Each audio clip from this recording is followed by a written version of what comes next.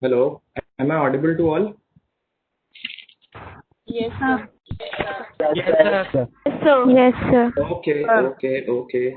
Good morning to respected principal ma'am, respected teachers and dear students. Myself, Legal Aid Counsel Arun Kumar.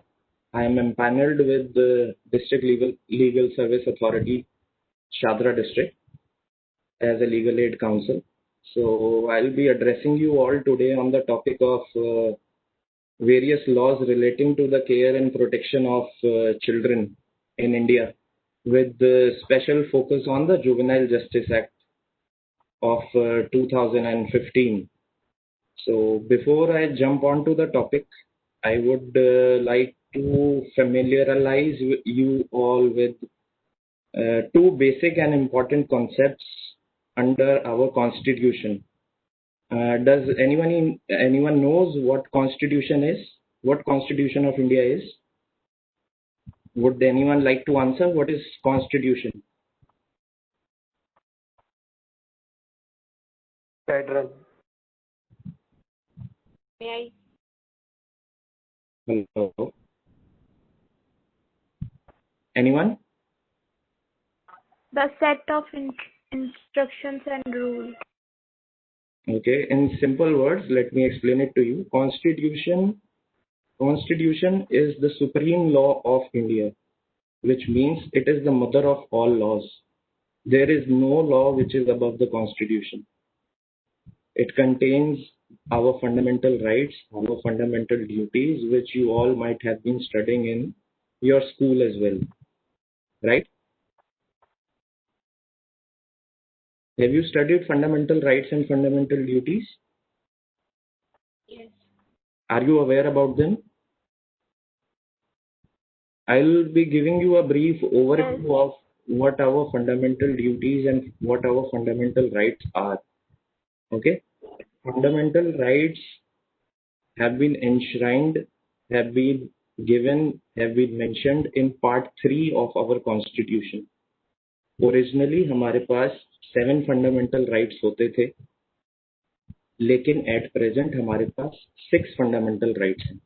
कोई बता सकता है कि एक राइट वो कौन सा है जो कि रिपील हुआ है, मतलब एबॉलिश कर दिया गया है, खत्म कर दिया गया है? कोई बता सकता है? Right to property. Right. Very good. बता सकते हैं कौन से ईयर में रिपील हुआ था, एबॉलिश हुआ था? एनी आइडिया कौन सी अमेंडमेंट से हुआ था? Anyone?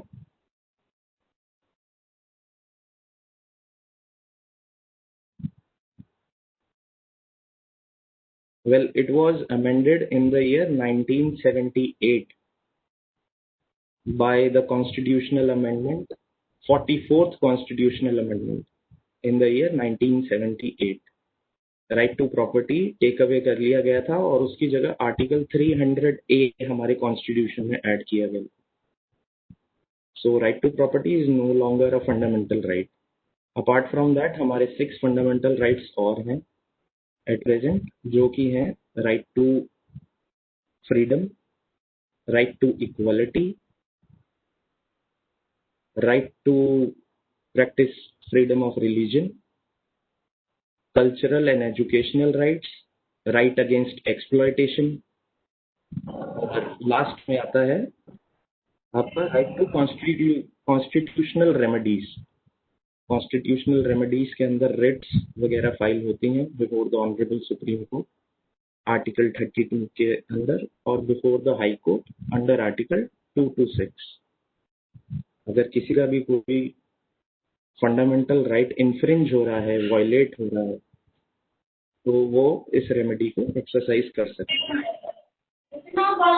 Now I'll straight away come on to fundamental duties.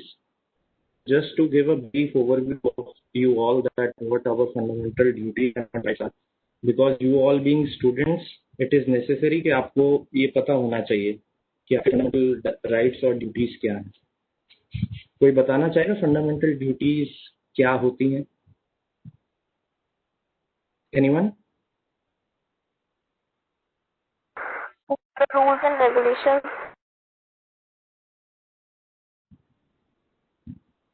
Ma'am fundamental duties एक सिटीजन की ऑब्लिगेशन होती है टुवर्ड्स द कंट्री, जो कि उन्हें follow every citizen of India has to follow. और fundamental duties were added to our constitution in the year 1976 by the 42nd amendment, constitutional amendment in the year 1976. और fundamental duties कोई बता सकता है कितनी है हमारी at present?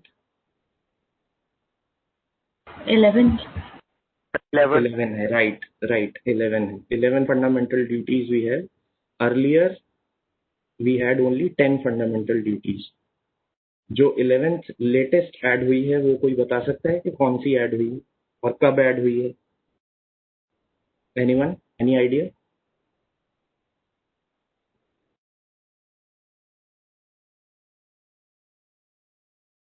Anyone? Okay, I'll tell you. The 11th duty which was added was by the 86th constitutional amendment in the year 2002. और जो वो 11th fundamental duty है वो है whoever is a parent or guardian of a child, he has to provide equal opportunity for education to his child or ward. ये parents की moral obligation है कि elementary education between the age of 6 years to 14 years वो अपने बच्चे को provide करेंगे ही करेंगे. और बाकी की जो 10 और फंडामेंटल ड्यूटीज हैं, I will quickly go through it, then I will come to the topic which is juvenile justice act. 10 duties मैं पहले आपको बता दूं. फर्स्ट है to abide by the constitution and respect the national flag and national anthem of India. To nurture, to protect, to flourish the ideas which inspired our freedom struggle. Third है to uphold and protect the sovereignty, dignity and unity of India. संप्रभुता और unity, एकता India की हमें every citizen of India has to protect it. To defend the country and render national service as and when called for and required. Fifth है to promote harmony and spirit of common brotherhood, आपसी भाईचारा. Sixth, to value and preserve the rich heritage of our composite culture. Seventh, to protect and improve the natural environment including forest, lakes, river, wildlife, etc. Eighth, to develop scientific temper, humanism and spirit inquiry and reforms. Ninth है to safeguard public property and to abjure violence. Last है 10th, to strive towards excellence in all sphere of individual and collective activity so that the nation rises. 11th मैं आपको पहले ही बता चुका हूँ, which was latestly added in the year 2002. Which cast a moral obligation upon all the parents and guardian to provide compulsory education, elementary education to their children and wards. अब अगर कोई fundamental duties को observe नहीं कर रहा है, follow नहीं कर रहा है, तो it is considered as a contempt of the constitution. अवमानना मानी जाती है हमारे संविधान की, which is punishable under the Prevention of Insults to National Honors Act of 1971. उस एक्ट के अंदर प्रावधान है अगर इन 11 में से कोई भी ड्यूटी को कोई फॉलो नहीं करता है तो he can be punished in accordance with that act. Fundamental rights के बारे में मैं आपको पहले ही बता चुका हूँ. It is enforceable.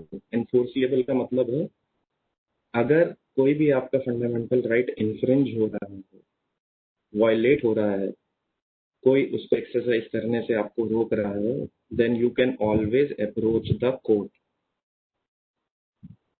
that our right is being infringed.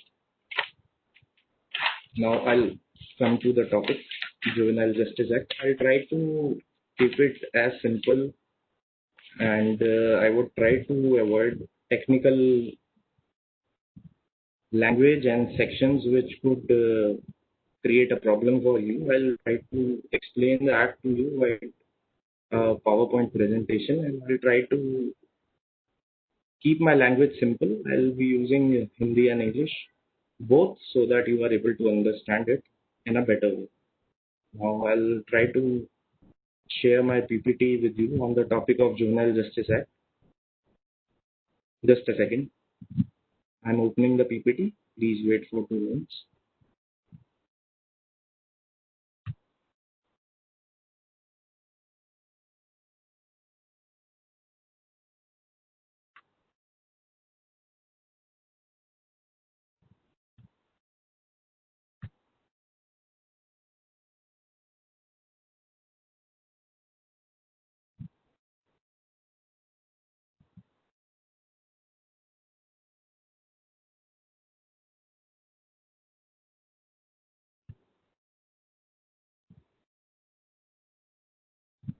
Is the PPT visible to you? Can you see the first slide? Yes, Yes, sir. sir. Yes, sir. Yes, sir. Yes, sir. So today I'll be giving you a lecture on the topic laws related to child care and protection with special focus on the Juvenile Justice Act. Okay. I'll quickly come to the second slide. Is it visible? Yes, Can you read it? yes, yes, sir. Okay देखिए हमारे भारत में काफी सारे laws enact हुए हैं which are for child protection and care. उनमें से ये कुछ लेजिस्लेशंस हैं, कुछ एक्ट्स हैं, कुछ प्रोविजंस हैं, कुछ प्रावधान हैं जो कि सब बनाए गए हैं चाइल्ड की प्रोटेक्शन और उनकी केयर के लिए, जिनमें से पहला है prohibition of child marriage act of 2006. ये एक्ट चाइल्ड मैरिज को प्रोहिबिट करता है. कोई भी अगर चाइल्ड मैरिज कॉन्ट्रैक्ट करता है, कोई भी अगर चाइल्ड मैरिज के अंदर एंटर करता है, दो पार्टीज बॉय एंड गर्ल, और अगर वो लीगली वेडेड एज के बिलो हैं, which is 18 years in case of girl and 21 years in case of boy, तो अगर वो इस उम्र से नीचे शादी करते हैं तो ये एक्ट उस मैरिज को प्रोहिबिट करता है, पनिश करता है. पनिशमेंट प्रिस्क्राइब करी. It is being revised for girls, na? Marriage Act. Yes ma'am, it is being. It yes is ma'am, being age. revised for girls. na? Yes ma'am, yes ma'am, इसमें age के regarding, girls की age के regarding कुछ amendment आने वाला है. It is still proposed, अभी आया नहीं है. It is still proposed. Now it is 18, but maybe it may increase. Huh? Yes ma'am, Up it to- में. Yes yes yes, it is a possibility कि उसको भी 21 ही कर देंगे. इट इज अ पॉसिबिलिटी, अभी पता नहीं है क्योंकि अभी इसमें अमेंडमेंट आया नहीं. Good morning, sir. Good morning, ma'am. Myself, Savita Raghav, principal of this school.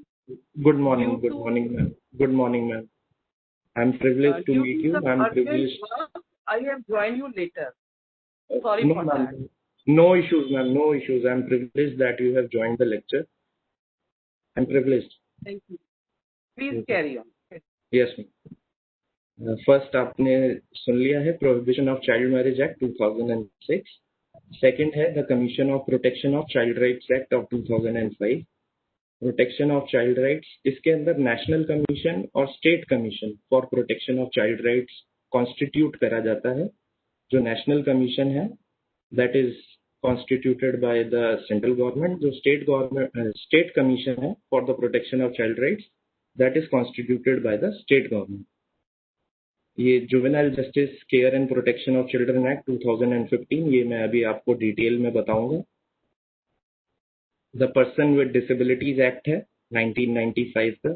The pre conception and pre natal diagnostic technique prohibition of sex selection act 1994.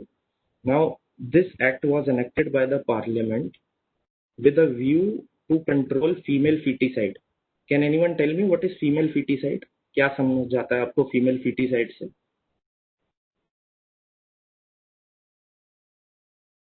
Anyone? Sir girl child को oppose करना. Girls को abortion करवा देना. Yes, right, right. तो होता क्या था ये अगर आप कभी अल्ट्रासाउंड सेंटर किसी मेडिकल फैसिलिटी वगैरह में जाएंगे तो आप वहाँ पढ़ेंगे भी कि PN-PCDT एक्ट के तहत determination of sex of any individual और जो बच्चा बर्थ लेने वाला है उनका सेक्स डिटर्मिनेशन करना इज लीगली प्रोहिबिटेड। वो सेक्स डिटरमाइन नहीं कर सकते हैं कि गर्ल है कि बॉय, विच इज पनिशेबल। तो ये इस एक्ट के अंदर बताया गया और इस एक्ट को एनेक्ट करने का मेन पर्पस यही था to improve the sex ratio of boys to girl. अब नेक्स्ट आएंगे the infant milk substitutes feeding bottle and infant foods regulation of production supply and distribution act of 1992, the Immoral Traffic Prevention Act 1986, the Child Labor Prohibition and Regulation Act 1986। Child labour से आप क्या समझते हैं, कोई बताना चाहेगा? Sir जो बच्चों से काम कराया जाता था सर, ऐसे काम करवाते थे जिनकी एज भी नहीं है। इसमें एनी से कम किए हुए बच्चे जिनसे काम करवाया जाता है बाहर कारखानों में, दुकानों में, कहीं भी, उन्हें जी। हम बाल मजदूरी या चाइल्ड लेबर कहते हैं। जी ma'am, very right, very right, very right, exactly the point which I wish to convey. Ma'am ने अच्छे से बताया आपको। Now I will come to the next slide.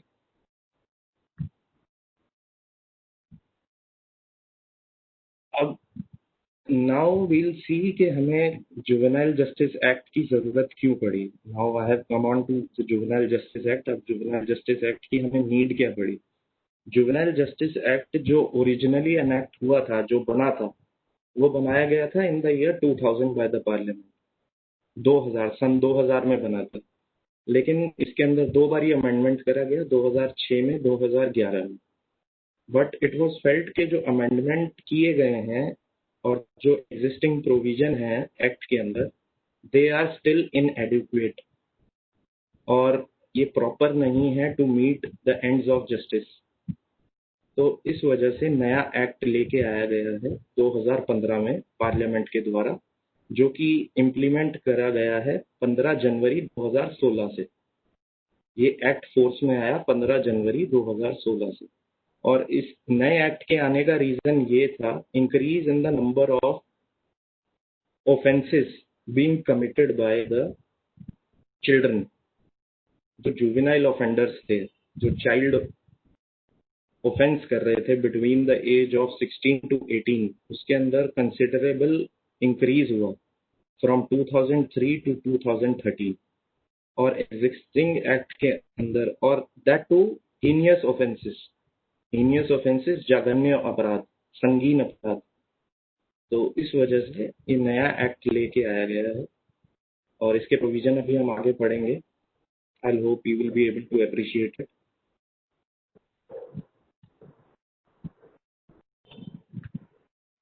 एक ये स्टैट है which is published by NCRB। NCRB is National Crime Records Bureau। उसके हिसाब से 2003 में burglary, rape, kidnapping, abduction, robbery, murder और other offenses like cheating, rioting which were committed by the children between the age of 16 to 18। आप देखेंगे 2003 में 1160, 293, 156, 165, 328 accordingly हैं, लेकिन फिर 2013 में ये इंक्रीज होके इतने ज्यादा हो गए 2117, 1388, 933, 880, 845। सो इस वजह से ये नया एक्ट हमारा फोर्स में लाया गया था। अब की फीचर्स इसके जुवेनाइल जस्टिस एक्ट के। Are you able to see the PPT everybody? Yes, sir. Yes sir. Yes, sir. Okay, now I will explain it to you. अगर हमें जुवेनाइल जस्टिस एक्ट पढ़ना है तो हमें इसे दो पार्ट्स में बाइफरकेट करना पड़ेगा।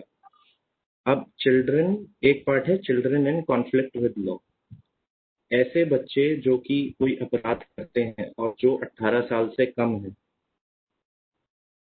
उस संदर्भ में इस एक्ट के अंदर क्या प्रोविजंस दिए गए हैं, क्या प्रावधान है, क्या पनिशमेंट दी गई है, क्या प्रोसीजर दिया गया है।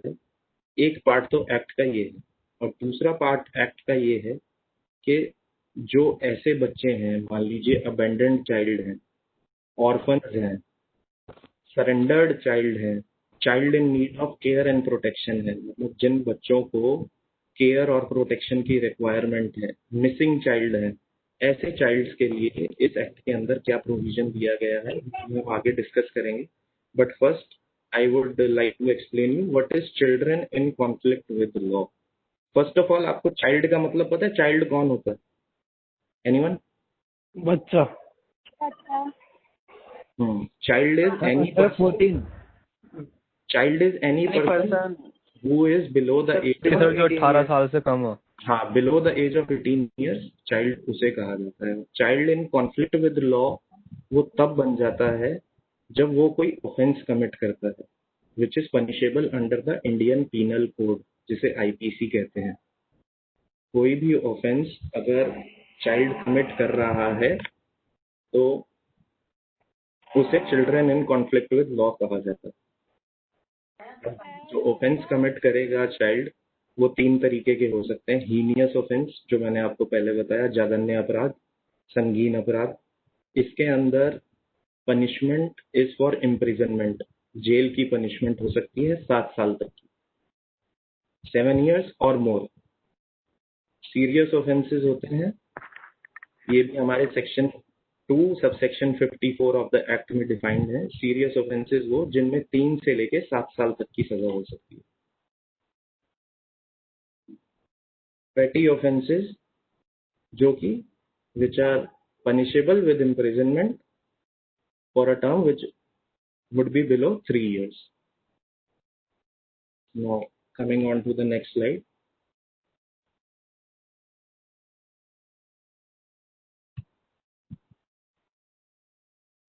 अब इसके अंदर एक्ट के अंदर प्रोविजन क्या रहता है जब कोई चाइल्ड ऐसा ऑफेंस करता है. प्रोविजन एक्ट के अंदर ये है कि in every district the state government shell constitute juvenile justice board. Juvenile justice board बनाए जाते हैं. जुवेनाइल से मतलब चाइल्ड ही होता है. Juvenile is any person. Section 2 subsection 35 of the juvenile justice act explain करता है जुवेनाइल कौन होता है. Juvenile is any person who is below the age of 18 years, उसे जुवेनाइल कहते हैं. जुवेनाइल और चाइल्ड बेसिकली सेम मतलब है. अब juvenile justice board section 4 of the act में कॉन्स्टिट्यूट किया जाता है, बनाया जाता है. ये एस्टेब्लिश करा जाता है बाय द स्टेट गवर्नमेंट. इसे स्टेट गवर्नमेंट बनाती है. इसके अंदर सबसे पहले सबसे ऊंचे पद पर होते हैं मेट्रोपॉलिटन मजिस्ट्रेट और judicial magistrate of the first class, जिन्हें प्रिंसिपल मजिस्ट्रेट भी कहा जाता है, जो इस बोर्ड को हेड करते हैं. इनके साथ होते हैं 2 सोशल वर्कर्स और 2 other members, out of which 1 must be a women.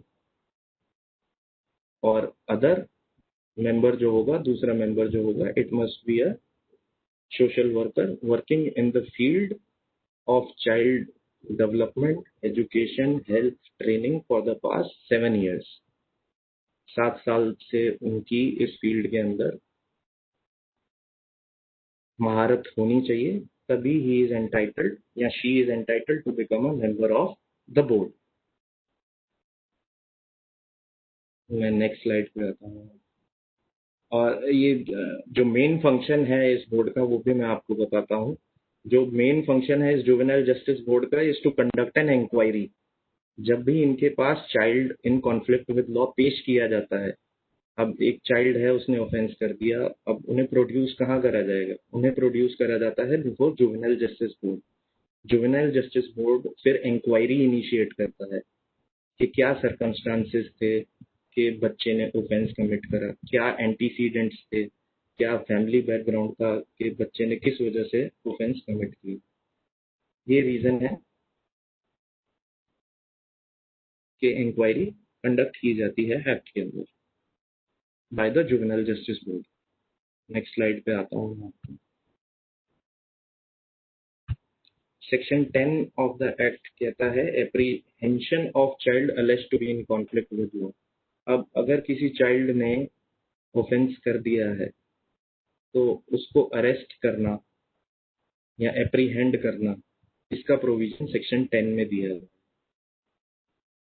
Section 10 of the Act provides that as soon as a child in conflict with law is apprehended by the police, apprehended का मतलब है पकड़ा गया है, जैसे ही police ने उसे पकड़ लिया है, such child shall be placed under the charge of a special juvenile police unit or the designated child welfare police officer, who shall produce the child before the board within 24 hours. अब कोई भी ऐसा child जिसने offence commit किया है और वो किसी पुलिस ऑफिसर ने उसे अरेस्ट कर लिया गया है, तो वो पुलिस ऑफिसर उसको अपनी कस्टडी में ना रख के उस चाइल्ड का चार्ज जो है, जो actual physical control of the child है, वो पास ऑन करेगा to the special juvenile police unit. ये भी स्टेट गवर्नमेंट द्वारा एस्टेब्लिश करी जाती है इन एवरी पुलिस स्टेशन, और स्पेशल जुवेनाइल पुलिस यूनिट होती है which exclusively deals with the matter relating to children only, और या फिर designated child welfare police officer. Child welfare police officer भी आगे आप पढ़ेंगे स्लाइड में. Child welfare police officer is a police officer who is not below the rank of ASI, जिनके 1 star होता है कंधे पर, उन्हें ASI कहते हैं, assistant sub inspector of police. Child welfare police officer her police station में उन्हें बनाया जाता है, और अगर कोई भी जुवेनाइल का केस आता है तो वो चाइल्ड इनके चार्ज के अंडर इनको फॉरवर्ड किया जाता है. यहाँ फिर वो फॉरवर्ड किया जाता है स्पेशल जुवेनाइल पुलिस यूनिट को. स्पेशल जुवेनाइल पुलिस यूनिट का जो हेड होता है that is DCP of the district commissioner of police. ठीक है.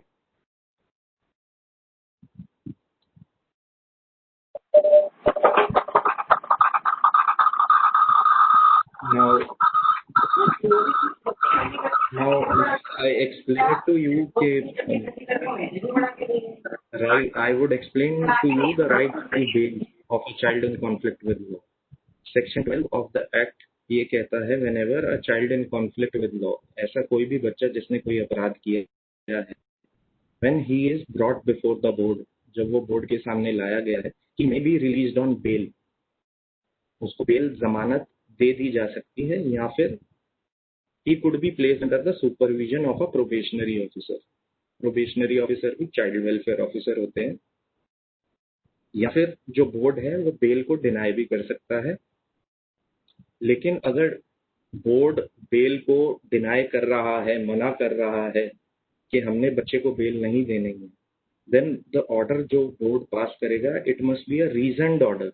डिटेल में ऑर्डर होगा कि किस कारणवश चाइल्ड को जो है वो बेल नहीं दी गई है, और इसका रीजन ये हो सकता है कि अगर हम चाइल्ड को बेल देंगे then the release of the child is likely to bring him in association with any known criminal who might be outside in the society roaming free, and other reason could be release is likely to expose him to moral, physical or psychological danger. Release would defeat the ends of justice. ये कुछ reason है जिन वजह से bell जो juvenile justice board है उसको deny कर सकता है. नेक्स्ट स्लाइड में आपको बताता हूँ.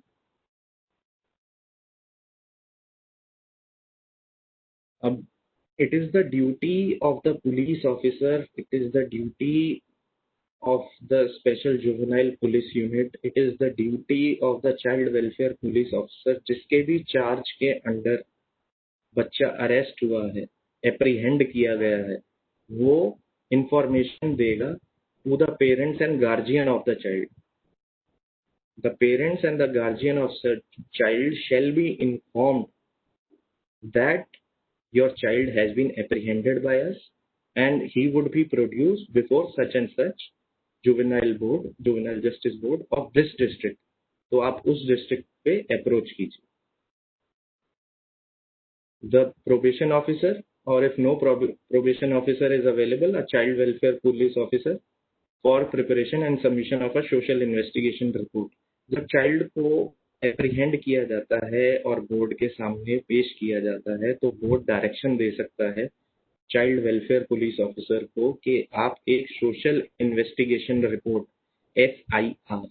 SIR सबमिट करेंगे within 15 days of the apprehension before the board. SIR में, सोशल इन्वेस्टिगेशन रिपोर्ट में ये सब मेंशन्ड होता है कि बच्चे के क्या कारण रहे अपराध करने के, किस क्या रीजन रहे, किस वजह से उसने ऑफेंस कमिट किया है, क्या फैमिली का बैकग्राउंड था, क्या एंटीसीडेंट्स रहे उसके, क्या फैमिली हिस्ट्री रही जिस वजह से, social circumstances, social peer group क्या रहा जिस वजह से चाइल्ड ने ऑफेंस कमिट किया है। सोशल इन्वेस्टिगेशन रिपोर्ट में ये सब मेंशन किया गया।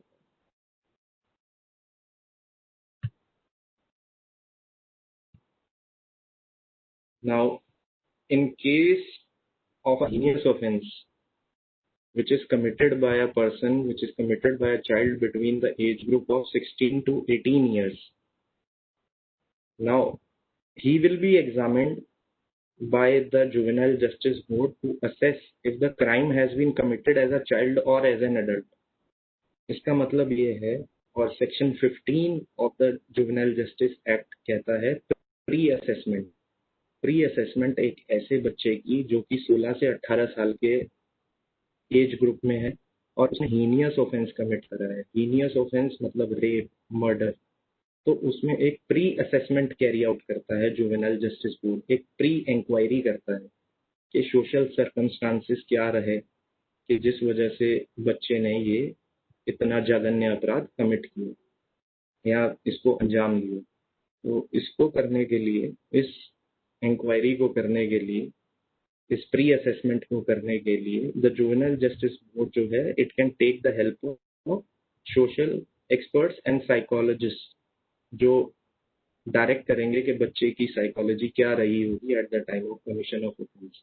और based upon that inquiry, based upon that assessment, juvenile justice board इस नतीजे पे पहुंचेगा कि बच्चा क्या इस चाइल्ड को एज अ चाइल्ड ही ट्रीट करना है या इस चाइल्ड और this child was capable enough, इसकी मेंटल और फिजिकल कैपेसिटी इतनी थी कि which was equivalent to an adult, which was equivalent to an major, कि मतलब 18 साल से ऊपर जो एडल्ट होते हैं उनकी जैसी सोच थी, उनके जैसा फिजिकल अपीयरेंस था, उनके जैसा इसमें हिम्मत थी कि इसने इतने जघन्य अपराध को अंजाम दिया।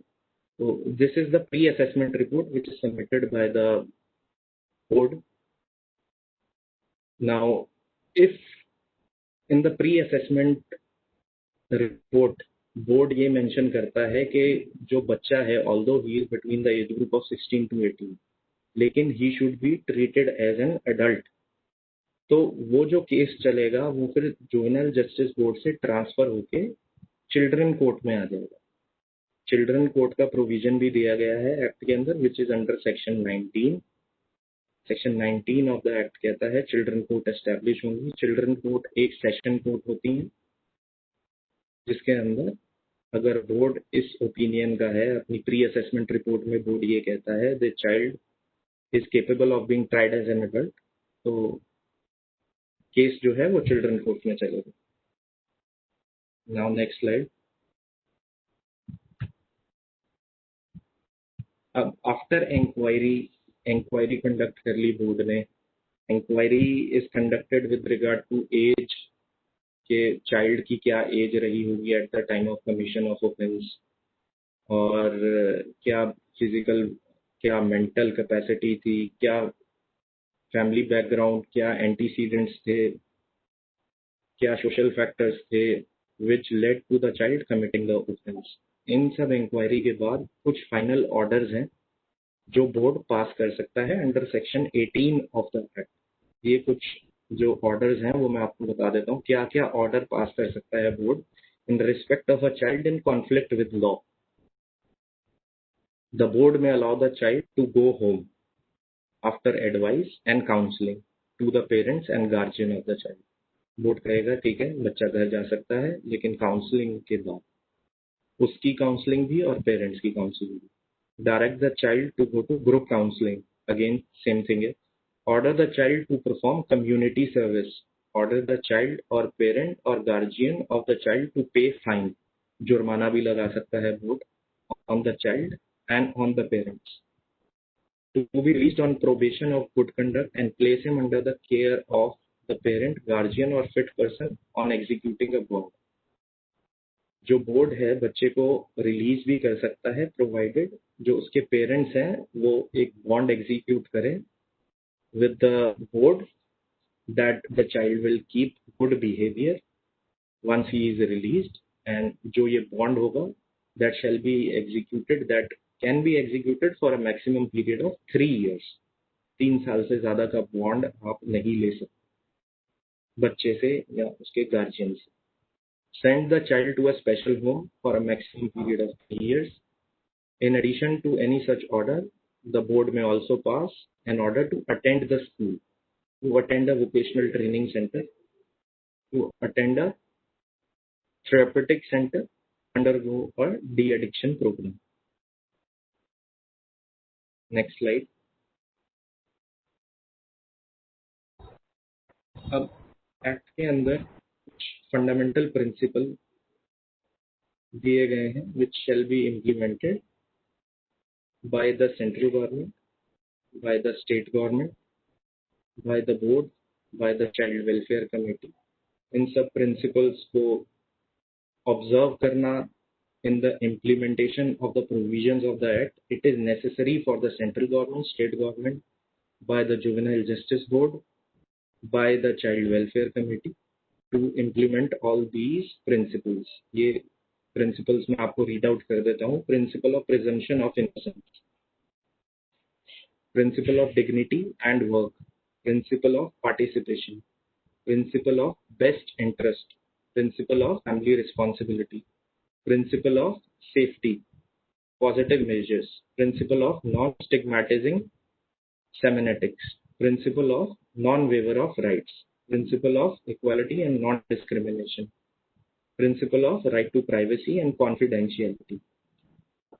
Right to privacy and confidentiality, अगर कोई भी proceeding with respect to a child in conflict with law चल रही है before the board or the child welfare committee, it is the duty of the juvenile justice board and the committee to maintain privacy and confidentiality with respect to the name, the address, the name of the school of the children of the child in conflict with law. जो भी child in conflict with law है और उसके against any inquiry चल रही है किसी board में, तो it is the duty of the board to ensure कि उसका नाम, पता और उसके स्कूल का नाम और any other private detail relating to that child is not published in any newspaper, magazine, on any social media platform. This is the principle of right to privacy and confidentiality. Principle of institutionalism as a measure of last resort. जो board और child welfare committee है, that must ensure that child को, who is a child in conflict with law, is required to be institutionalized. Institutionalized means institution काफी सारे बनाए गए हैं act के अंदर which are for the care and protection of the children who are homeless, who do not have any home, who do not have parents, who are orphan, who are surrendered child and child in conflict with law. उनके लिए special homes, observation home, children home, ये सारी foster care की facility बनाई गई हैं, लेकिन ये हमें तभी अडॉप्ट करने हैं as a measure of last resort, जब हमारे पास कोई भी चारा नहीं बचेगा, तभी हम इन चीज़ों को अडॉप्ट करेंगे कि चाइल्ड को इन स्पेशल होम्स में भेजा जाए. Else, effort should be made to restore the child in conflict with law with his family. Principle of repatriation and restoration, principle of fresh start, principle of diversion, principle of natural justice. Next slide मैं आपको explain करता हूँ.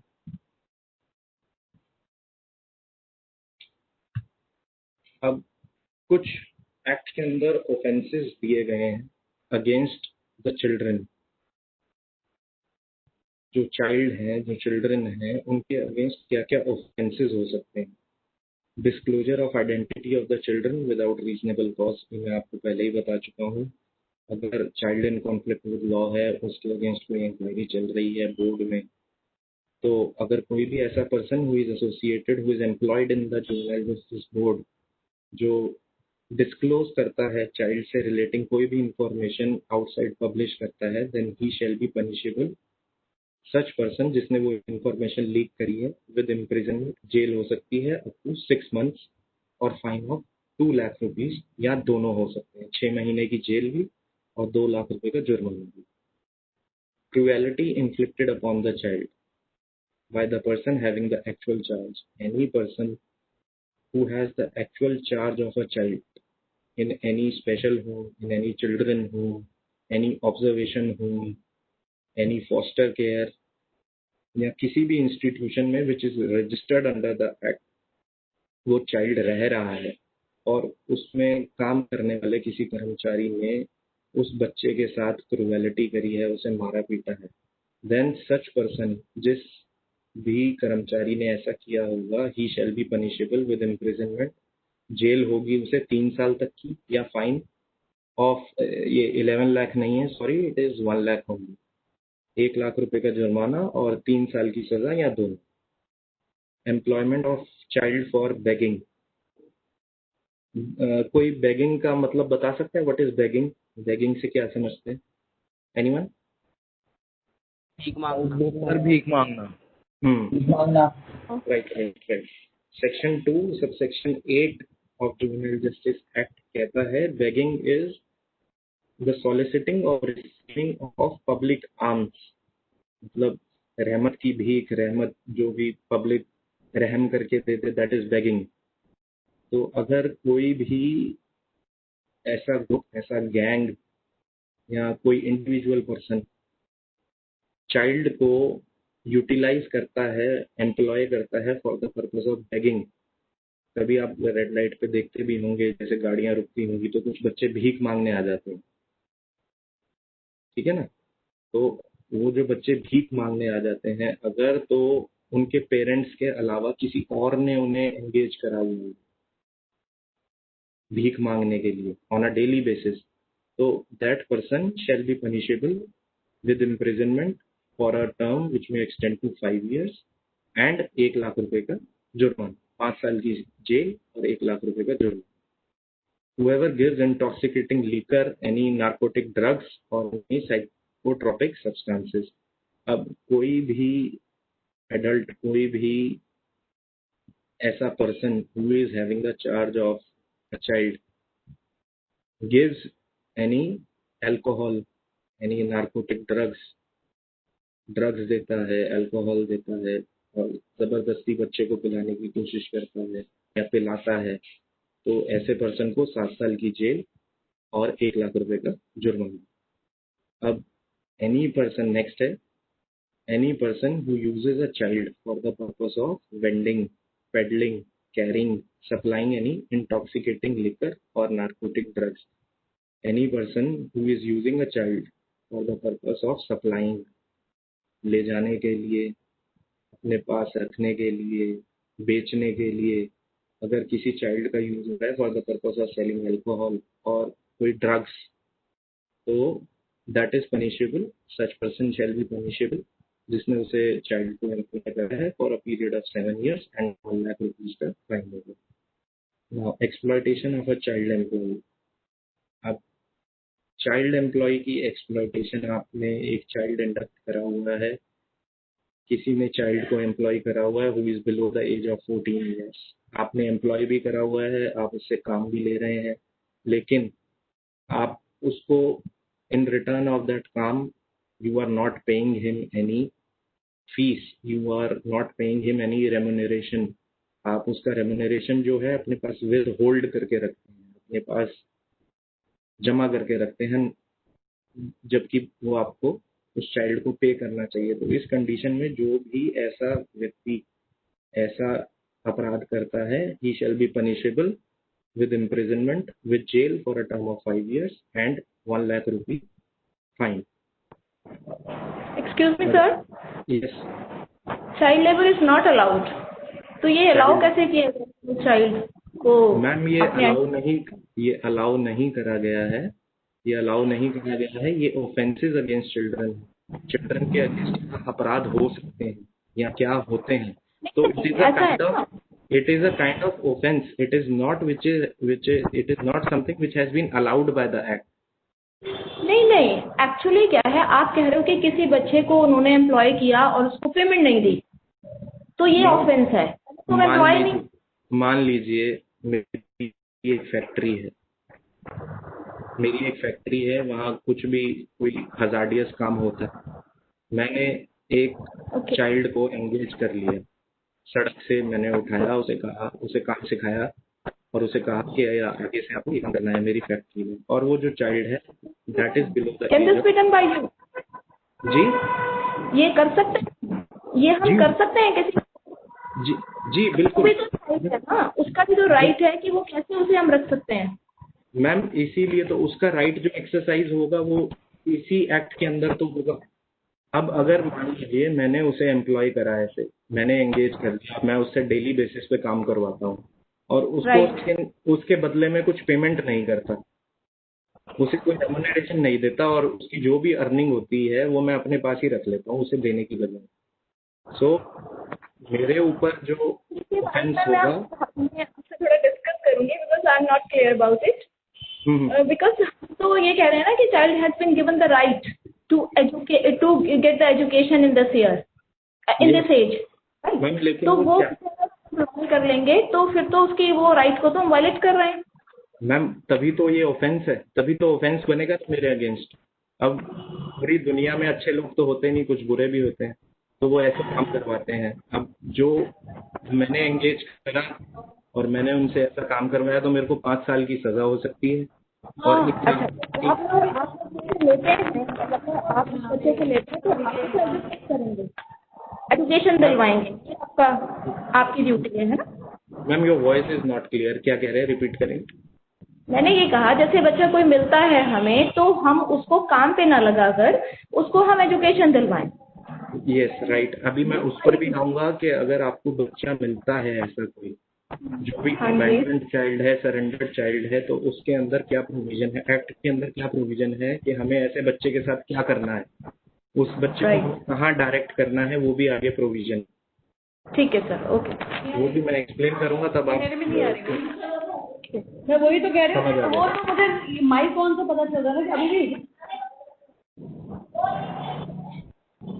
अब adoption के भी rules specify कर रहे हैं एक्ट के अंदर। 7th पॉइंट को डिस्कस कर रहा हूँ, 7th ऑफेंस को, offering adoption without following the provision and procedure specified under the act. Section 56 of the juvenile justice act जो हम अभी पढ़ रहे हैं वो एडॉप्शन को डिफाइन करता है। एडॉप्शन को बताना चाहेगा, एडॉप्शन वर्ड से क्या समझते हैं आप? अडॉप्ट करना, किसी को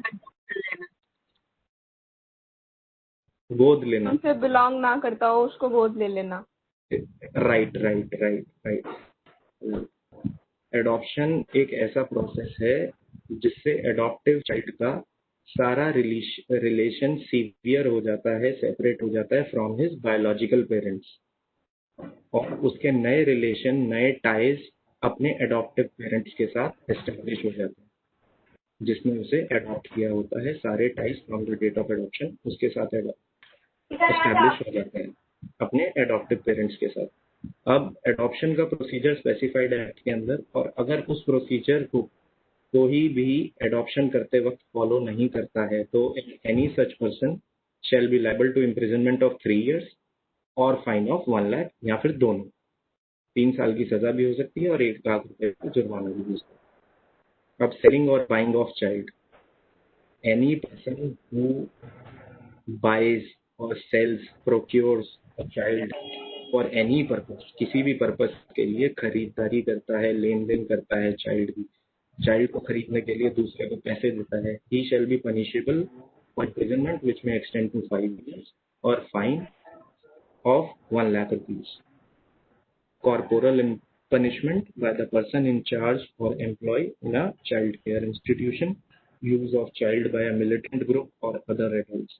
अगर कोई militant group है, कोई आतंकवादी संगठन है, वो किसी भी चाइल्ड को अपने मिलिटेंट ग्रुप में शामिल करता है, एनी सच मिलिटेंट ग्रुप और एनी इंडिविजुअल और adult who does so shall be punishable with imprisonment for a term of 7 years and 5 lakh rupees fine.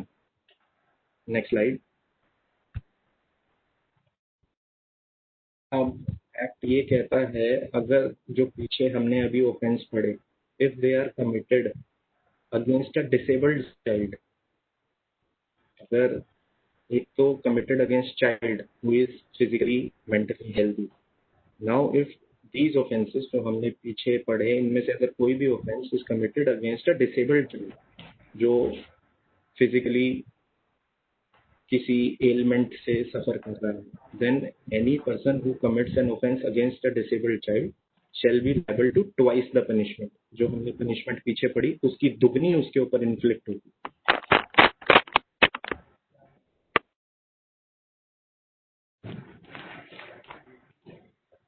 Next slide. अब सेकंड पार्ट जो मैंने आपको स्टार्टिंग में बताया था कि अगर हमें जुवेनाइल जस्टिस एक्ट को पढ़ना है, समझना है और इसके प्रोविजंस विचार। और हीरो सारे कैसे हो? हेलो, ये कौन है? अपना माइक बंद कीजिए प्लीज, म्यूट कीजिए।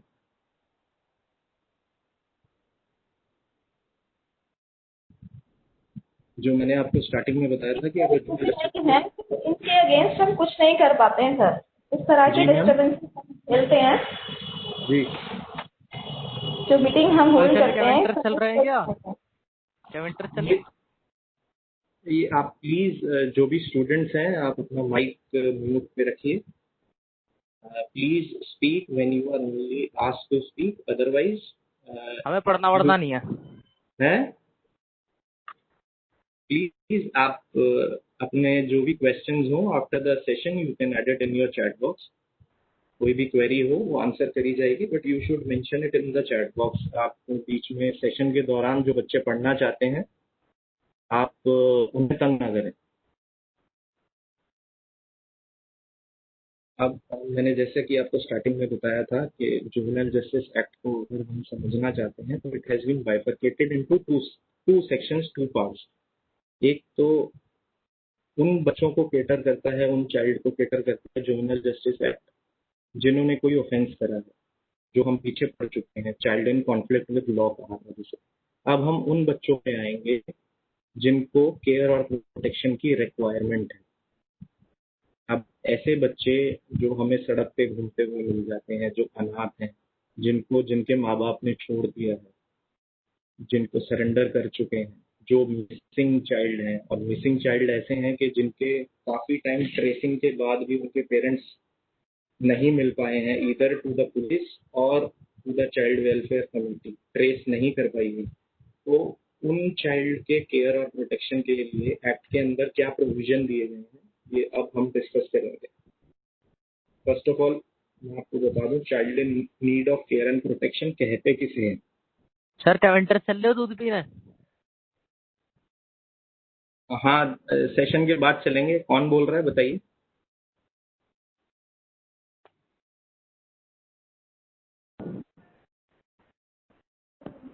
मैं आपको बता दूं, who is a child in need of care and protection.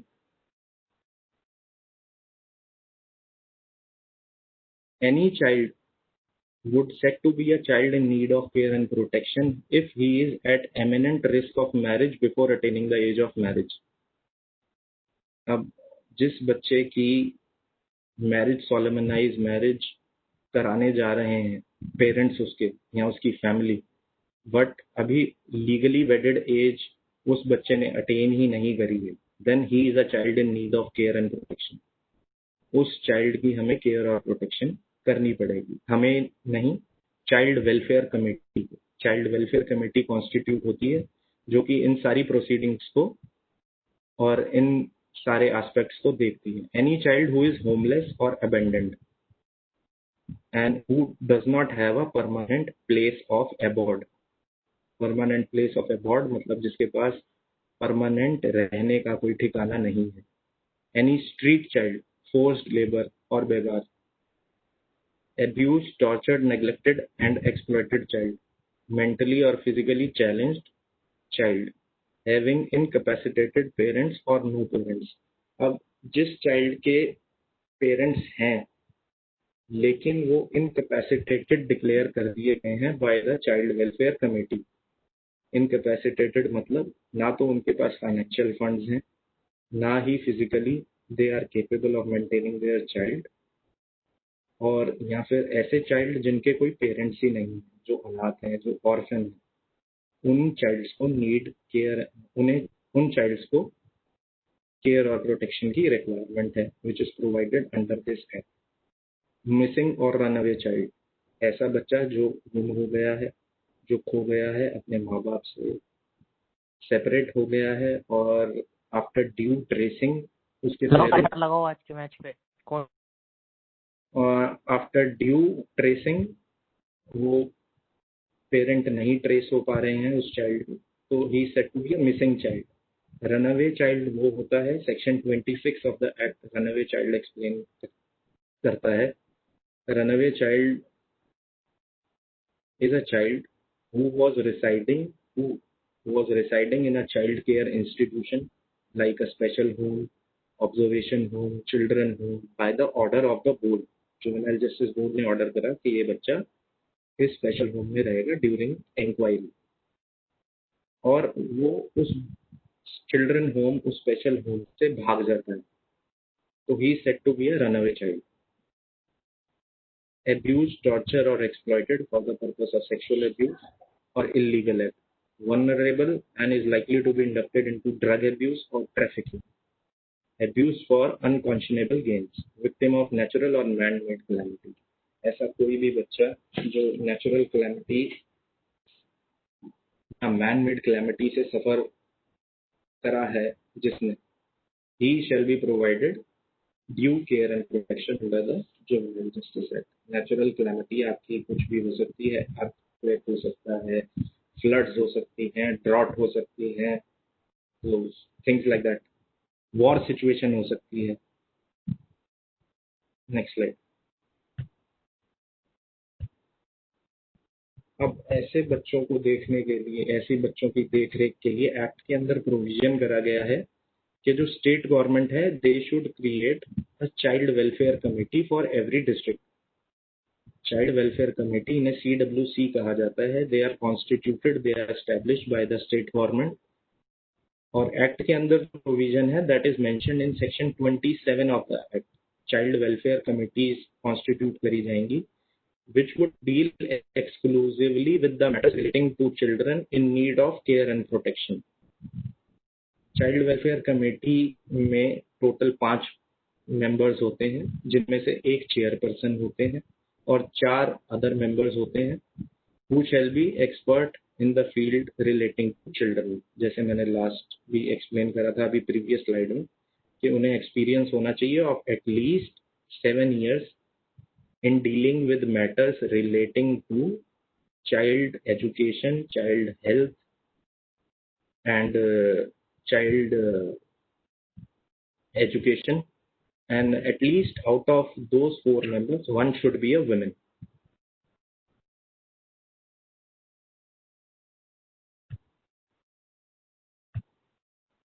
अब जैसा कि एक मैम, अंजू मैम थी शायद, वो पूछ रही थी कि अगर हमें ऐसा एक चाइल्ड मिलता है जो कि अबैंडन्ड है, सरेंडर्ड है, जिसके माँ बाप नहीं ट्रेस हो पा रहे हैं, तो उसके साथ हमें क्या करना चाहिए या उसे क्या करना चाहिए, तो उसे हमें कमेटी के सामने प्रोड्यूस करना होता है। Under section 31 we can produce a child in need of care and protection before the committee, और कुछ नॉमिनेटेड ऑफिशियल्स हैं, नॉमिनेटेड पर्सन हैं जो ऐसे चाइल्ड को कमेटी के पास प्रोड्यूस कर सकते हैं। उनमें से एक कुछ हैं, वो मैं आपको बता देता हूँ। CNCP is child in need of care and protection, CNCP। Any police officer or SJPU, Special Juvenile Police Unit, can produce a child before the Child Welfare Committee। Any officer of the District Child Protection Unit or inspector appointed under the labor law can produce a child before the Child Welfare Committee। Any public servant, Childline Services or any voluntary or non-governmental organization, NGOs, child helpline services, कोई भी public officer, public servant और any officer of the district child protection unit, district child protection unit एक ऐसा unit होता है which is established bye the state government only for every district which exclusively caters to the need and requirement, to the need of care and protection of a child. Child welfare officer और probation officer, ये मैं आपको पहले ही बता चुका हूँ. Any social worker or a public spirited citizen. A public spirited citizen में हम सब आते हैं.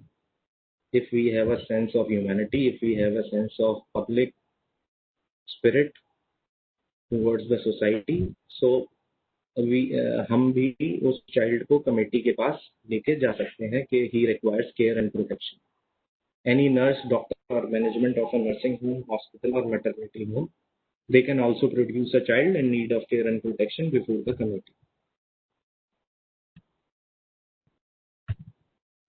अब एक्ट के अंदर कुछ प्रोविजन है with regard to abandoned child, missing and surrendered child. Abandoned child कोई बताना चाहेगा? अबैंडन्ड शब्द से आप क्या समझते हैं? एनीवन?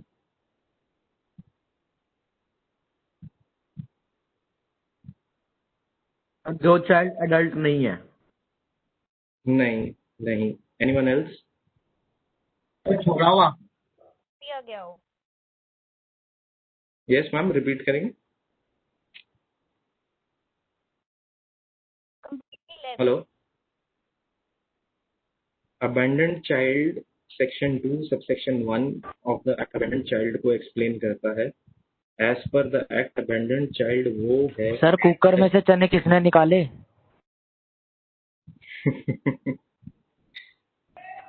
सर बताओ तो किसने निकाले? Abandoned child एक ऐसा चाइल्ड है who has been deserted by his biological parents, और ऐसे पेरेंट्स जिन्होंने अपने ही चाइल्ड को डेजर्ट करा है. डेजर्ट करा है मतलब मारा पीटा है, उसके साथ फिजिकल वायलेंस किया है और उसको अपने हाल पे छोड़ दिया है. और अब उसके पास, ऐसे चाइल्ड के पास अपने बायोलॉजिकल पेरेंट्स नहीं है, कोई लीगल गार्जियन नहीं है, कोई अडॉप्टिव पेरेंट्स भी नहीं है, तो उसे हम अबैंडन्ड चाइल्ड कहते हैं. अब मिसिंग चिल्ड्रन आप सबको पता ही होगा, लापता हो जाते हैं जो बच्चे. सरेंडर्ड चाइल्ड का provision section 35 of this juvenile justice act में दिया गया है. सरेंडर्ड चाइल्ड एक ऐसा चाइल्ड होता है जो parents of such child out of emotional, physical, financial factors which are beyond their control अपने चाइल्ड को सरेंडर करना चाहते हैं अपनी खुद की स्वीट विल से. वो अप्रोच करते हैं कमेटी को, चाइल्ड वेलफेयर कमेटी को, कि हम उस बच्चे को नहीं पाल पाएंगे, हमारे पास फिजिकल, मेंटल और फाइनेंशियल जो स्ट्रेंथ चाहिए वो हमारे पास नहीं है, इस वजह से हम इस चाइल्ड को सरेंडर करना चाहते हैं. तो जो चाइल्ड वेलफेयर कमेटी होती है वो एक सरेंडर डीड एग्जीक्यूट करती है और बच्चे को अपने पास रख लेती है या फिर ऑर्डर करती है कि बच्चा भी अभी कुछ टाइम के लिए अपने माँ बाप के पास रहे, और 2 महीने का टाइम देती है माँ बाप को कि अपना डिसीजन अगर आप टिकटॉक बनाते हो करना चाहें, अगर आप अपना डिसीजन रिकंसिडर करना चाहें तो अपना डिसीजन रिकंसिडर कीजिए. और टिल देन वो 2 महीने का waiving off cooling off period दिया जाता है ऐसे पेरेंट्स को, ऐसे बच्चे के parents. TikTok any individual or any organization or a police officer who finds किसी भी व्यक्ति को, किसी भी ऑर्गेनाइजेशन को, किसी भी पुलिस ऑफिसर को अगर एक अबैंडन्ड चाइल्ड, मिसिंग चाइल्ड या ऑर्फन मिलता है, अनाथ बच्चा मिलता है, तो वो within 24 hours from the time of taking charge of that child, जब से उस बच्चे को आपने अपनी कस्टडी, अपने चार्ज में ले लिया, उस वक्त से 24 घंटे के अंदर अंदर आपको उस चाइल्ड की इंफॉर्मेशन इन सबको देनी है. किन किन को देनी है? चाइल्ड हेल्पलाइन सर्विस को दे सकते हैं आप, अपने नियरेस्ट पुलिस स्टेशन को इन्फॉर्म कर सकते हैं, चाइल्ड वेलफेयर कमेटी के पास लेके आ सकते हैं, DCPU is district child protection unit, उनके पास लेके जा सकते हैं, या फिर hand over the child to any child care institution registered under this act.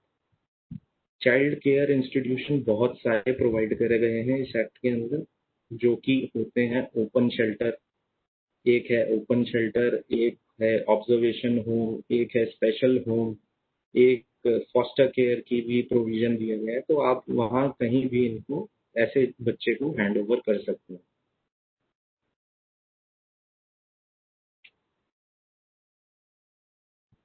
Sir, can you repeat the full form of DCPU? DCPU is District Child Protection Unit. This is established by the state government in every district for every district. District Child Protection Unit. और जो इसका specific section जो act के अंदर deal करता है, that is section 107.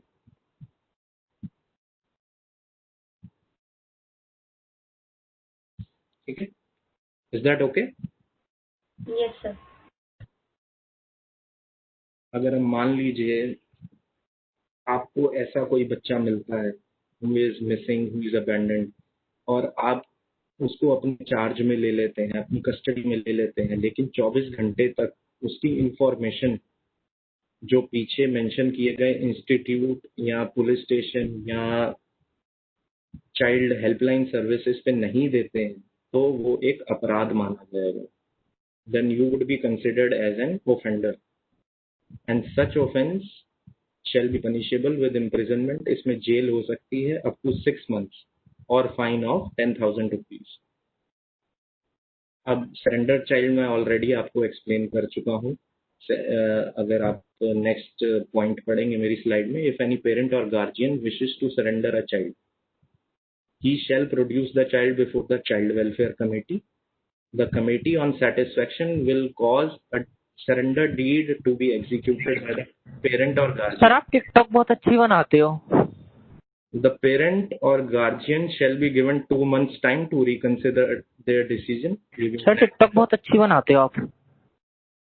In the intervening period, the child may be placed with the parents or the guardian or in a specialized adoption hello sir, agency. चाय P low.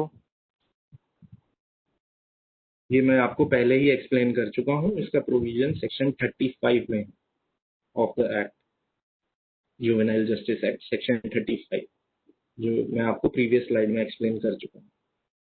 Now I will come on to the next slide. Hello sir, चाय पियोगे? अब a child in need of care and protection who has been produced before the committee, और committee ने अपनी पूरी inquiry कर ली है कंडक्ट, और फिर फाइनल ऑर्डर कमेटी क्या पास कर सकती है in respect of a child in need of care and protection. CNCP is child in need of care and protection. अब ये ऑर्डर जो पास होते हैं that are passed under section 37, और ये कुछ ऑर्डर्स हैं जो कि कमेटी पास कर सकती है. Declaration that a child is in need of care and protection.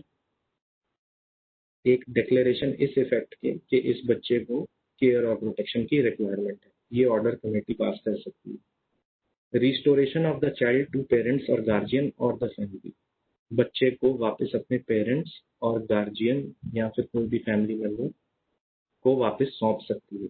Placement of the child in children home, जैसे कि मैंने आपको बताया, children home is a type of child care institution which is established under this act for the purpose of meeting the housing requirement. जिन बच्चों के पास permanent street child हुए, जिनके पास रहने के लिए घर नहीं है, उनके लिए चिल्ड्रन होम जो स्टेट गवर्नमेंट है वो चिल्ड्रन होम एस्टैब्लिश करती है, जिसके अंदर ऐसे बच्चे जो स्ट्रीट्स पर रह रहे हैं इन होम में जाके टेम्पररीली रह सकते हैं.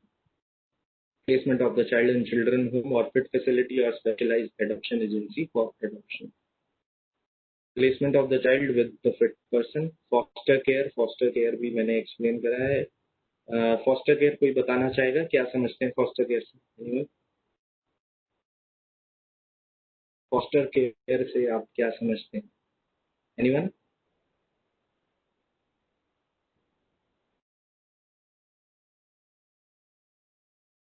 Well, I will explain it to you. Foster care is a type of care which is given to the child in need of care and protection by a family who is not a biological family of the child.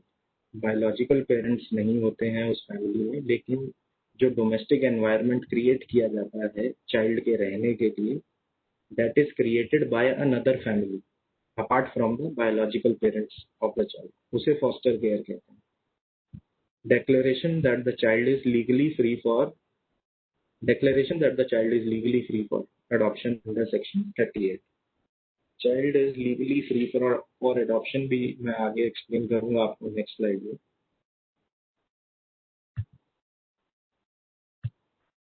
अब act कहता है कि जितने भी institution हैं which have been established by the state government or which are run either voluntarily or by non-governmental organization for housing children in need of care and protection, जिन्हें housing requirement है children's को, जो streets पे रह रहे हैं, जिन्हें रहने की व्यवस्था चाहिए, all such institution, be it children home, be it observation home, be it shelter home, be it open shelter, they must be compulsorily registered under the act. इनका रजिस्ट्रेशन नेसेसरी है from the within 6 months from the date of commencement of the act. ये act commence हुआ था 15 जनवरी 2016 से, force में आया था. तो जितने भी existing institution, children home, special home जो रजिस्टर्ड नहीं थे, इस एक्ट ने उनको रजिस्टर करना कंपलसरी कर दिया. और any person who is in charge of such institution, जो उस इंस्टीट्यूशन को चला रहा है, उस इंस्टीट्यूशन को रजिस्टर नहीं कर पा रहा है, नहीं करवाता है, then he shall be liable to punishment which may extend to jail of 1 year or fine which shall not be less than 1 lakh rupees.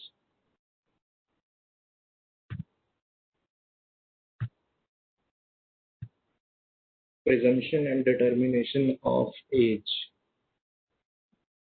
Section 94 of the Juvenile Justice Act एक presumption को जन्म देता है, या कह सकते हैं कि प्रिजम्पशन को सपोर्ट करता है, और वो ये है कि in case when the child is produced before the committee, please hold on for 1 second, I will just come back.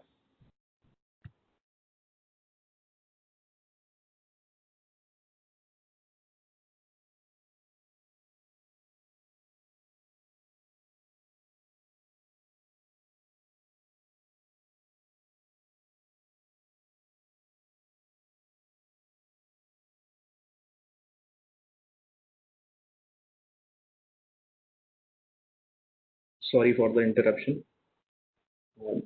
Presumption ये रहेगी कि जब भी कोई child in conflict with law या child in need of care and protection committee या board के पास आता है, और बोर्ड को ऐसा लगता है कि ये चाइल्ड नहीं है या he is above 18 years of age, then the board or committee may take evidence in respect of his age, जो कि हो सकता है date of birth certificate issued from the school, the birth certificate given by a corporation or municipal authority or panchayat, और अगर इन दोनों में से ऊपर क्लॉज 1 और क्लॉज 2 में से अगर दोनों में से कुछ भी नहीं है बच्चे के पास, तो ओनली इन दैट केस एक मेडिकल टेस्ट होता है जिसे ऑसिफिकेशन टेस्ट कहते हैं, which is conducted to know the actual age of the child, so that पता चल पाए कि बच्चे का जो इंक्वायरी है वो बोर्ड के पास चलनी है या कोर्ट के सामने प्रोसीडिंग चलनी है. अपील का प्रोविजन दिया गया है. अगर कोई भी व्यक्ति कमेटी या बोर्ड के ऑर्डर से सेटिस्फाइड नहीं है, then he can appeal it to the children court within 30 days of the order. ये मैं आपको पहले ही एक्सप्लेन कर चुका हूँ पिछली स्लाइड्स में, state child protection unit and district child protection unit. Child welfare police officer and special juvenile police unit भी मैं आपको एक्सप्लेन कर चुका हूँ. Duty to produce by the police immediate after apprehension, ये भी मैं पहले ही आपको स्लाइड्स में एक्सप्लेन कर चुका हूँ. अगर कोई भी child in conflict with law है और उसको पुलिस ऑफिसर ने अरेस्ट किया है, एप्रीहेंड किया है, he shall be immediately within 24 hours of apprehension produced before the juvenile justice board. 24 घंटे के अंदर वो पुलिस ऑफिसर उस बच्चे को जुवेनाइल जस्टिस बोर्ड के सामने पेश करेगा। रनअवे चाइल्ड भी एक्सप्लेन कर चुका हूँ मैं पहले ही आपको। अगर any child who during the pendency of inquiry is residing in any children home by the order of or special home by the order of the juvenile justice board और वहां से भाग जाता है तो कोई भी पुलिस ऑफिसर उसे अरेस्ट करके एप्रीहेंड करके बोर्ड के सामने पेश करेगा दोबारा से।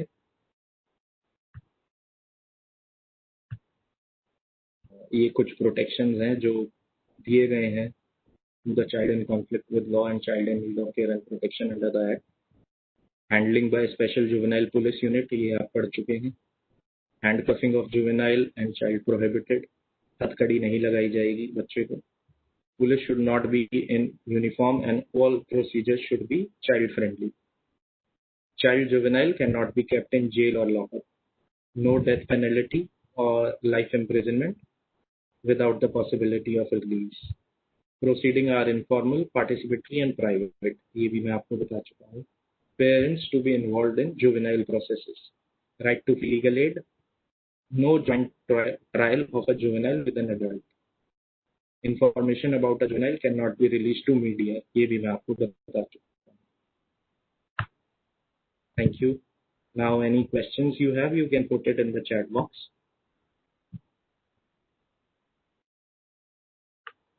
Hello. Any question you have? Anyone has any question can unmute him or her and ask any question, or you can type it in the chat box.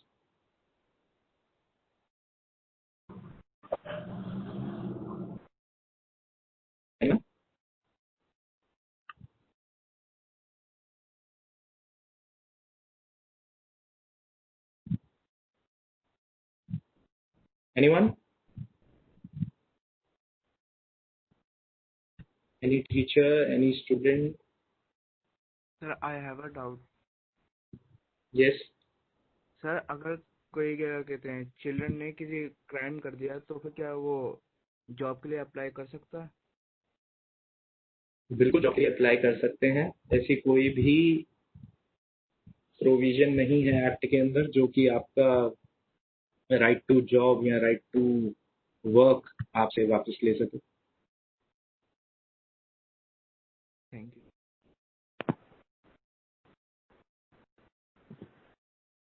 Anyone else? Is that all? लेकिन 90% cases में तो ऐसा ही होता है कि उसके मतलब एक क्राइम का वो लग जाता है, उसको जॉब मिलती है ना कुछ मिलता है।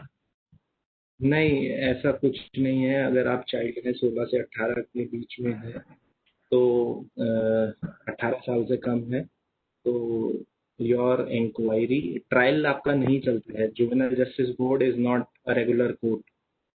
जैसा कोर्ट में सीन होता है वैसा जुवेनाइल जस्टिस बोर्ड के सामने कुछ भी नहीं है। वहाँ सिर्फ इंक्वायरी चलती है कि आपने वो ऑफेंस किया कि नहीं किया। अगर नहीं किया तो आप you are after you are released then and there.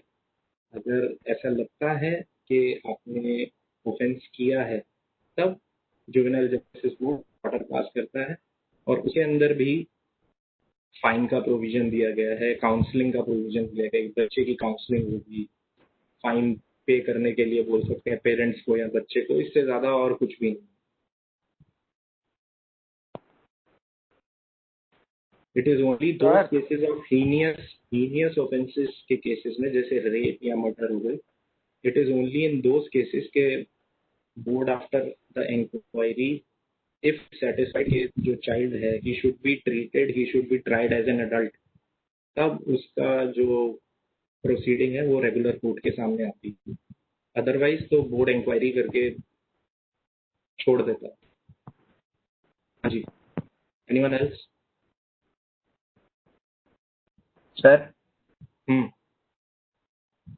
अगर जुवेनाइल बोर्ड से क्रिमिनल ट्रीट करता है तो उसे फिर क्रिमिनल की तरह रखा जाएगा उस चाइल्ड को?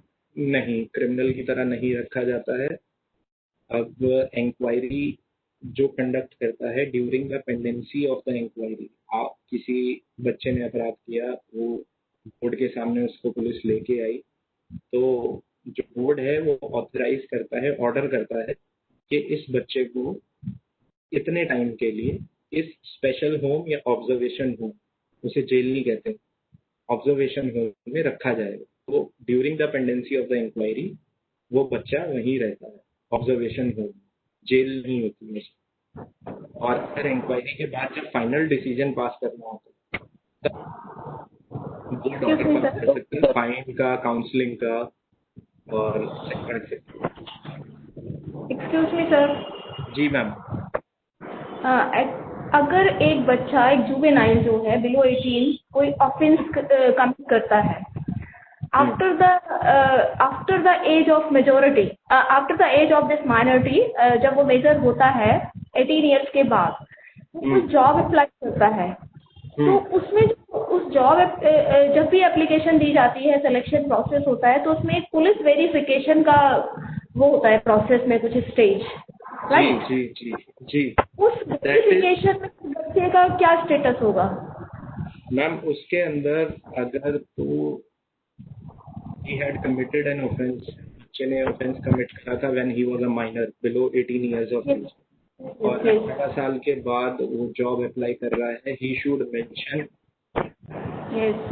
in his application form that this was the proceeding which was pending against me for the concerned juvenile justice board and has been concluded. It has now been concluded. Now whether I have been acquitted of, मतलब मुझे उससे I am free of that case now, या मुझे उसके अंदर conviction हुई थी या मेरे ऊपर फाइन लगा था, दैट उस सब की डिटेल उसके अंदर मेंशन करनी पड़ती है फॉर्म के अंदर। अच्छा, तो उससे क्या सेटिस्फाई हो जाएगी वो कंपनी जो भी जहाँ पर भी वो अप्लाई कर रहा है, उसे हो जाना चाहिए वैसे? Yes ma'am. Okay sir, thank you. Because no one can be denied a right to work, right to job, just only on the basis that you have been previously convicted.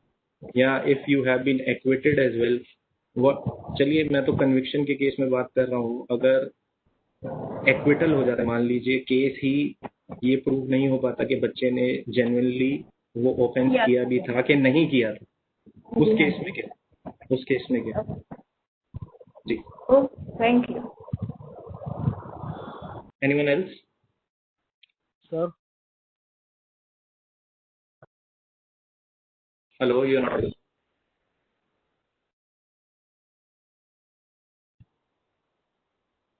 Sir.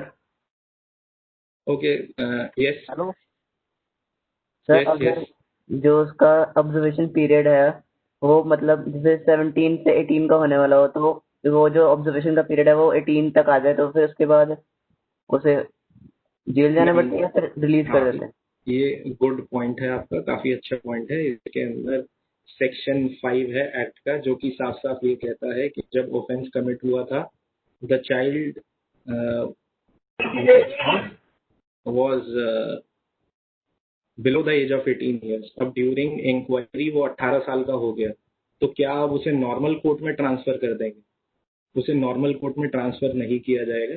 अगर inquiry pending भी है और वो 18 साल का हो गया, तो जुवेनाइल जस्टिस बोर्ड के सामने ही इंक्वायरी चलेगी।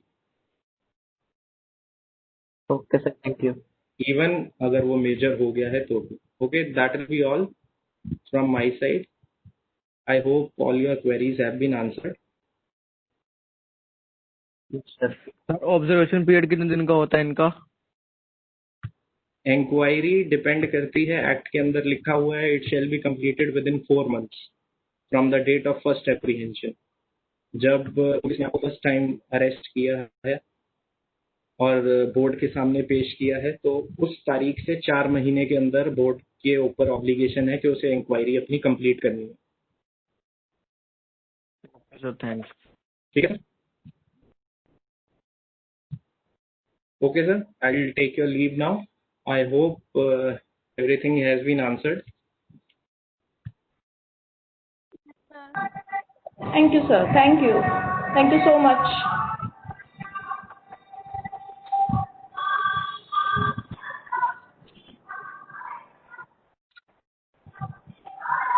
Hello. One more thing, I would like to explain to all of you that I am empaneled on the panel of District Legal Services Authority. District Legal Services Authority has been established under the Legal Services Authority Act. And we are functioning, our authority is operating from room number 35A in Kasaduba Court, which is in Satara, Delhi. And our authority provides free legal aid to women and child in need.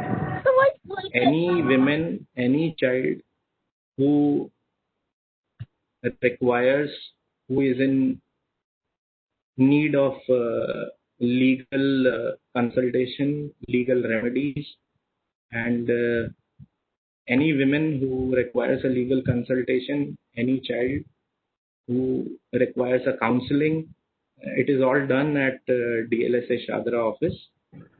So anyone who feels like is most welcome to approach the office and to gain more knowledge on it. Thank you. I hope it was a good session for all of you. I take a leave now. Good afternoon to everybody. Thank you, sir. Thank you for this informative session. Thank you, sir. Good afternoon. Thank you. Thank you. Thank you, sir. नहीं हो गया। अरे मैं कुछ पूछना चाह रही थी।